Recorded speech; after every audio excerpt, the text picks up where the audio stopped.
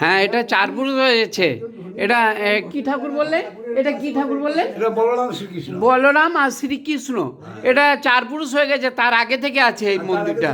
আগে এটা খড়ের চাল ছিল, মাটির ঘর ছিল। ঠাকুরে কিবা আরও ভালো হয়ে উঠুক। মাকুসা ঝুলগুলো একটু ঝেড়ে দেবেন, মসজিদে ঝুলগুলো ঝাড়া ঝুড়ে থাকে।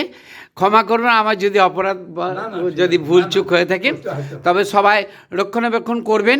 হ্যাঁ, মুসলমান মসজিদগুলো ঝকঝকে তকতকে থাকে, কিন্তু আমাদের হিন্দুর মন্দিরগুলো সব জায়গায়, হ্যাঁ, যা ওই তো আমাদের দোয়ালিয়া দক্ষিণা বাঙালি চূড়ার উপরে কত ঝুল, কিন্তু ঝুলগুলো ঝাড়া দরকার।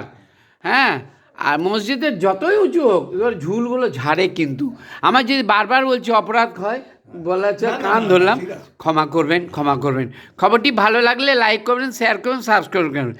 এই ইনার বয়স হয়ে গেল 70 বছর বয়স।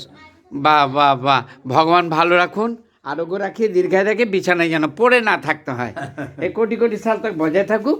এটা পায়রার ঘর। বাহ বাহ, পায়রাগুলো আশীর্বাদ চাইছে।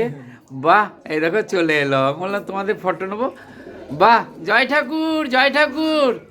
বাহ বাহ বাহ, কোনো ক্ষতি করো না, লাইটের ওপরে পটি করতে নাই।